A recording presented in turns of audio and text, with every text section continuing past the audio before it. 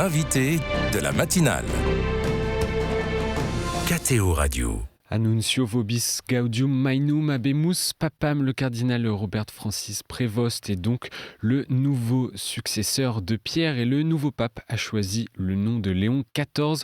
On revient sur cette annonce et les premiers mots du nouveau souverain pontife avec Philippine de Saint-Pierre, journaliste accréditée permanente au Vatican et directrice générale de KTO. Bonjour Philippine. Bonjour Maxence, bonjour à tous. Merci d'être avec nous depuis Rome. L'élection du nouveau pape a eu lieu 24 heures à peine après l'entrée en conclave. Que nous dit la rapidité de cette élection ? Eh bien, qu'il y a eu une évidence pour les cardinaux électeurs. On rappelle qu'il faut que la personne obtienne les 2/3 des voix des électeurs. Donc, il fallait rassembler 89 voix. Ça s'est fait en 4 tours de scrutin. C'est extrêmement rapide. Ça avait été le cas aussi pour Joseph Ratzinger en 2005, mais ça dit que le choix du cardinal Prévost a très rapidement suscité la convergence de la très grande majorité des cardinaux électeurs. Donc voilà, c'est déjà un signe très intéressant, alors que l'on disait depuis quelques jours et ce temps des congrégations générales que les choses étaient très ouvertes eu égard au nombre de cardinaux, à la diversité de leur provenance et au fait que peut-être une quinzaine d'entre eux pouvaient avoir un profil intéressant sur lequel les cardinaux pouvaient réfléchir. Donc voilà, une évidence du conclave. Léon XIV est américain, mais il a été évêque de Chiclayo au Pérou. Quel est son lien avec le Pérou ? Oui, écoutez, d'abord, il est américain sans être tout à fait américain. Alors, il est américain incontestablement, hein. Il est né en 1955 à Chicago. On ne fait pas plus américain. Il a grandi en partie dans une banlieue de ce Midwest américain. Mais en même temps, déjà, son père est d'origine franco-italienne, sa mère d'origine espagnole. Et donc, vous voyez que déjà, il a un curriculum assez singulier. Et puis, il va rentrer chez les religieux et il va aller comme missionnaire au Pérou, où il va passer un peu plus d'une dizaine d'années pour cette première fois, vraiment comme missionnaire, hein. Il a même fondé une paroisse dans l'archidiocèse de Trujillo, dont il a été le premier curé, et puis il s'est occupé aussi de sa communauté religieuse au Pérou. Il a été actif sur ce terrain-là. Et puis en 2014, le pape François l'a nommé évêque d'un petit diocèse au nord du Pérou, le diocèse de Chiclayo, et où il y a à peu près 83% de catholiques. C'est un petit diocèse à un peu plus d'1,3 million habitants à peu près. Mais donc voilà son lien avec le Pérou qui est allé tellement loin qu'il il a la nationalité péruvienne. Et il a été vice-président de la conférence des évêques du Pérou, donc une sorte de synthèse entre l'hémisphère nord et l'hémisphère sud à travers son parcours de vie. Le cardinal Robert Francis Prévost est également un religieux augustinien. Qu'est-ce que cela dit, Philippine, de sa spiritualité ? Écoutez, ça nous dit plein de choses parce que les Augustiniens, les fils de Saint Augustin, donc l'évêque d'Hippone au IVe siècle, l'un des 4 pères de l'Église d'Occident, ils font partie de ces grands ordres mendiants avec les franciscains, les dominicains, les carmes. Alors les Augustiniens, c'est très compliqué parce qu'à l'intérieur de cette famille, il y a beaucoup de congrégations d'hommes et de femmes dans le monde avec différents styles de vie. Mais l'ordre de Saint Augustin, qui a rejoint donc Robert Francis Prévost à l'âge de 22 ans. Il est officiellement fondé au XIIIe siècle en unifiant plusieurs petits groupes d'ermites. Et alors, là aussi, on est dans la synthèse. C'est-à-dire que c'est un ordre mendiant qui est actif dans la prédication, l'enseignement, les missions. Et quand il était prieur général de son ordre, le père Prévost passait en revue les 3 domaines d'action où les Augustins pourraient avoir leur part à jouer dans ce qu'on appelle la nouvelle évangélisation, c'est-à-dire l'évangélisation pour aujourd'hui. Et il soulignait ces 3 dimensions: le service pastoral, le dialogue entre foi et raison, et puis le témoignage de la fraternité, toujours et quoi qu'il arrive, partout où l'Église a besoin. Il avait souligné à l'époque, c'était en 2012, combien vivre un mode de vie communautaire peut être un modèle pour notre monde aujourd'hui en crise au niveau économique et au plan de la dignité des personnes. Donc voilà, là aussi, une dimension à la fois de contemplation, de prière, et d'intériorité, et puis une dimension de l'action missionnaire, du service et de l'attention aux plus pauvres, unis dans la charité. C'est l'un des maîtres mots des augustiniens. Donc ça nous dit aussi un peu quels sont les éléments importants dans la vie du pape, dans sa vision et dans son engagement personnel. Et donc ça nous dit aussi quelques éléments de ce pape qui nous est donné maintenant. Bien sûr, oui. Et un autre élément, Philippine de Saint-Pierre, le nom qu'il a choisi, Léon XIV, quelle en est la signification? Eh bien, écoutez, il faudra sans doute attendre que lui-même donne les explications Oui, qu'il voudra, mais ce qu'on a eu comme information par le Vatican hier soir, c'est qu'il s'agissait bien, en tout cas en partie, d'une référence à Léon XIII.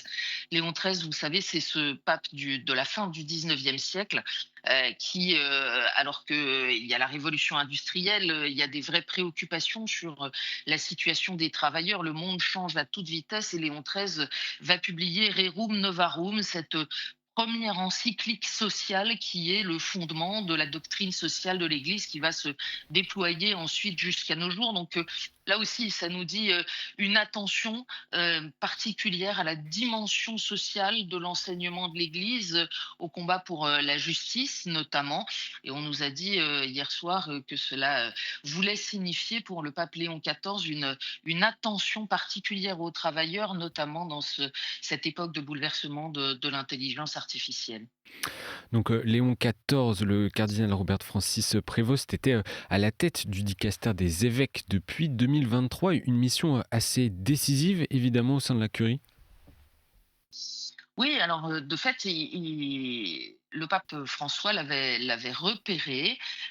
Il était évêque de Chiclayo, donc nommé déjà depuis 2014. François a fait une visite au Pérou en 2018. Ils ont sans doute eu l'occasion de se parler, et puis il l'a fait venir en audience quelques mois plus tard. Et puis ensuite, eh bien, il a discrètement nommé le Monseigneur Prévost à la congrégation pour le clergé, puis à la congrégation pour les évêques dont il était membre.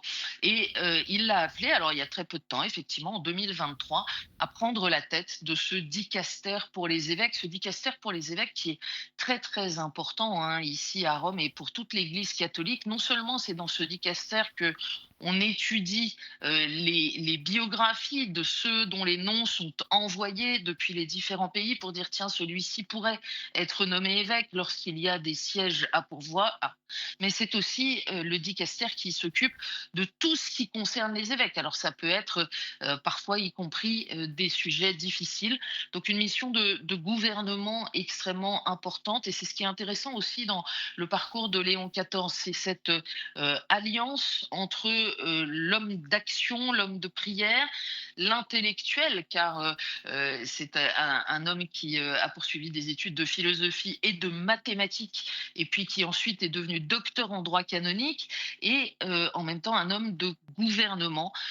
Donc voilà ce qu'on peut dessiner à partir de cette responsabilité et du choix de François de lui confier le dicaster pour les évêques. On peut souligner aussi que il y a quelques mois, le pape François avait décidé, vous savez, dans les cardinaux, il y a trois ordres. Il y a des cardinaux diacres, des cardinaux prêtres et des cardinaux évêques.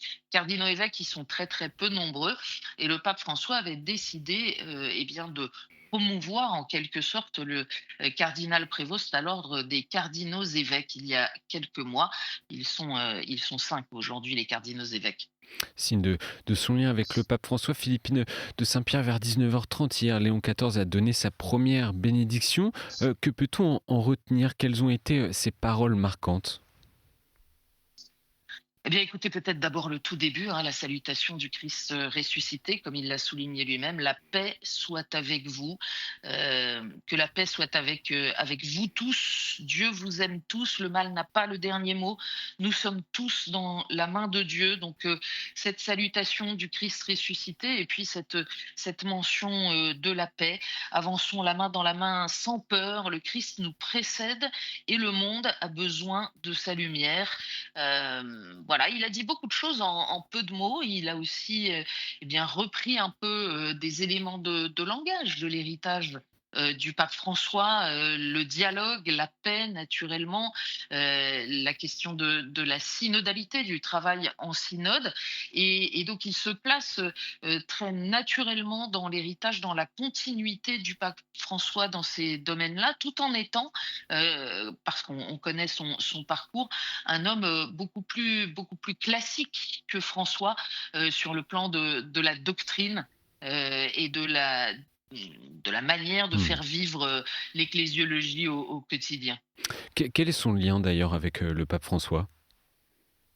Eh bien, c'est tout ce que je viens de dire, c'est-à-dire les deux hommes se sont connus, à notre connaissance, pas tellement avant 2018, mais en tout cas, François avait repéré chez ce prieur général des Augustiniens, devenu évêque de Terrain dans un pays de mission, quelqu'un d'intéressant, et Hmm. donc lui a confié progressivement des responsabilités. Et le pape Léon XIV a manifesté dans ces quelques mots hier soir assumer cet héritage. Il a rendu hommage évidemment à son prédécesseur, en particulier à sa dernière bénédiction le dimanche de Pâques. Et en même temps, eh bien, c'est un autre style et une autre approche. Certaines personnes peuvent être enthousiastes avec cette élection ou alors déçues que le cardinal Robert Francis Prévost ait été élu. Dans quelle attitude doit-on recevoir cette élection? Mais écoutez, c'est pas à moi de juger ce que chacun doit faire, mais il me semble que comme fidèle de l'Église, il est difficile de dire qu'on est déçu avant même les premiers pas de quoi que ce soit. Un pape, les cardinaux nous l'ont beaucoup dit ces derniers jours, un pape d'abord, ça se reçoit, ça Hmm. s'accueille. C'est le pape que les cardinaux nous ont donné et dont nous pensons que c'est celui que Dieu a voulu pour ce temps de l'Église. Donc, avant de le ranger dans des petites boîtes avec des petites étiquettes, et comme je l'ai dit, dans énormément de domaines, eh bien, c'est un homme qui dépasse largement les étiquettes, qui cumule un certain nombre de synthèses, qui allie différentes dimensions. Avant de le ranger dans une boîte, eh bien, accueillons-le et puis réjouissons-nous. Et un dernier point sur le programme, ce qui attend donc le nouveau souverain pontife aujourd'hui et ces prochains jours.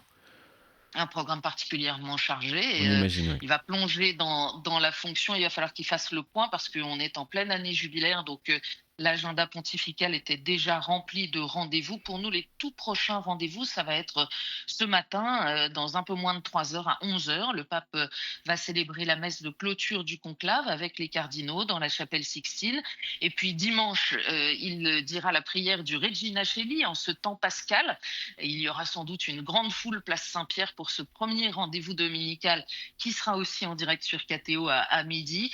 Il est déjà annoncé une audience aux quelques 6000 représentants des médias qui ont couvert ce conclave et qui sont à Rome. C'est la tradition, ça se passera lundi. Et puis on attend évidemment la communication de la date de la messe d'inauguration du pontificat qui devrait être dans les jours à venir. Merci Philippine de Saint-Pierre d'avoir été sur KTO Radio ce matin depuis Rome pour nous aider à mieux connaître le nouveau pape, le pape Léon XIV. Et on pourra bien sûr suivre sur KTO tous les temps forts du début de ce pontificat. Bonne journée à vous. Bonne journée.